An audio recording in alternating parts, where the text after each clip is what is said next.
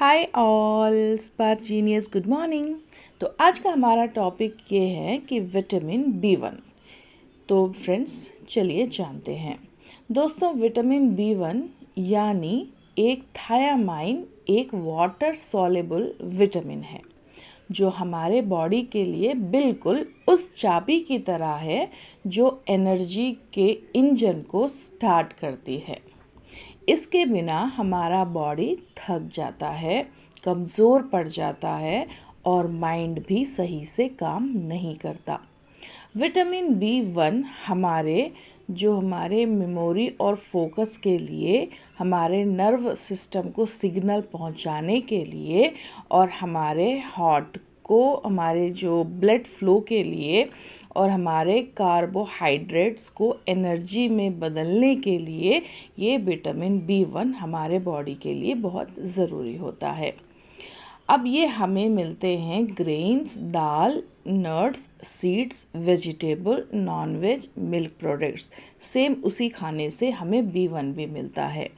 लेकिन फ्रेंड्स, यहाँ पर आपको एक बात बहुत ज़्यादा ध्यान में रखनी है कि अगर हम B1 चाहते हैं, हमारी बॉडी को इसकी नीड है, अगर डॉक्टर आपको बताए, तो हमें अपने खाने को ज़्यादा हीट पर या फिर ज़्यादा कुक करके नहीं खाना है। ज़्यादा हीट करने से खाने को और ज़्यादा कुक कर देने, यानी से ओवर कुक कर देने से, सब्जियां हो, दालें हो, तो वो क्या है, उसमें से विटामिन B1 ख़त्म हो जाता है और हमारे बॉडी को वो नहीं मिलता। तो अगर हमें विटामिन B1 की ज़रूरत है तो हमें खाने को कम हीट पे पकाना है और ज़्यादा कुक भी नहीं कंप्लीटली उसको करना है। तो फ्रेंड्स, यहाँ पर और एक बात मैं आपको बता दूँ कि T, coffee, junk food, alcohol जो ज़्यादा मात्रा में हम लेंगे तो ये भी क्या है, अल्कोहल तो चलो बिल्कुल नहीं लेना चाहिए। तो फ्रेंड्स, अगर जो लेने वाले हैं उनके लिए बोल रही हूँ कि अगर वो हद से ज़्यादा उसे लेंगे तो हमारे बॉडी में विटामिन B1 की मात्रा पूरी तरीके से कम होती चले जाएगी। तो फ्रेंड्स, अब यहाँ पर हम जान लेते हैं कि हमारी डेली रिक्वायरमेंट कितनी होती है। तो फ्रेंड्स, यहाँ बच्चों के लिए डेली रिक्वायरमेंट, मतलब जो 1 से 3 साल के बच्चे हैं उनको 0.5 mg और वुमेंस के लिए 1.5 mg और जेंट्स के लिए 1.2 mg और प्रेग्नेंट वुमेन अगर हो तो 1.4 mg से लेकर 1.5 mg तक उनको पर डे में विटामिन B1 की ज़रूरत होती है। तो फ्रेंड, जैसा कि हम हर वीडियो में एक दिन का डाइट प्लान बताते हैं, तो यहाँ पर भी मैं आपको बता दूँ, ब्रेकफास्ट में अगर हम मतलब गेहूं की रोटी खा लें, मतलब 1 गिलास दूध के साथ या फिर बाद में 1 गिलास दूध पी लें, तो हमें ब्रेकफास्ट में 0.2 mg मिल जाते हैं। और अगर हम 11 बजे के करीब कोई मुट्ठी भर के मूंगफली भुने हुए हो या फिर बॉयल हो, अगर हम उसको खा लें तो उसमें भी हमें 0.4 mg विटामिन B1 मिलता है। और लंच में ब्राउन राइस, मूंग दाल, वेज, ये सब एक कॉम्बो में लेकर अगर हम खाते हैं तो 0.4 mg हमें लंच में मिल जाते हैं। और अगर डिनर की बात करें तो 1 रोटी और चना करी अगर हम खा लें तो हमें इसमें 0.3 mg मिल जाते हैं।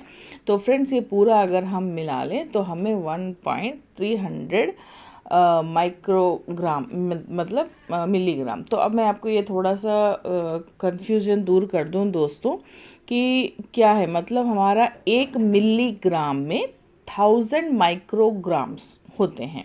तो ये सॉरी, इसके हिसाब से हमें कैलकुलेट करना होता है। तो 0.2 mg मतलब 200 माइक्रोग्राम्स, 0.4 mg मतलब 400 माइक्रोग्राम्स, 0.4 mg मतलब फिर 400 माइक्रोग्राम्स, और डिनर में जैसे कि हमने 0.3 mg मतलब 300 माइक्रोग्राम्स। तो ये हमने इसका कैलकुलेट अगर हम पूरा करते हैं तो हमें मिल गए पूरे 1.300 मिलीग्राम हम लोग को पूरा हम लोग ने कंज्यूम कर लिया, जो कि हमारे वुमेंस के लिए एनफ होता है डेली के लिए। तो फ्रेंड्स, अगर हमारे बॉडी में थायामाइन यानी B1 की कमी हो जाए तो अब उस नुकसान क्या क्या होते हैं। हमारे हाथ और पैरों में ताकत नहीं रहती, हमें वॉमिटिंग के सेंसेशन होते रहते हैं क्योंकि डाइजेशन हमारा ठीक से काम नहीं करता।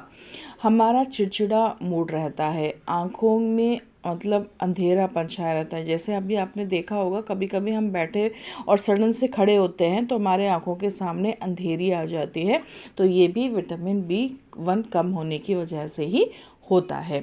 भूख ना लगना ठीक से, तो ये क्या है, नॉर्मल से ज़्यादा थकान, और क्या है जो हमारी जहनी घबराहट होती है, उलझन होती है, ये भी इसी की कमी की वजह से होता है।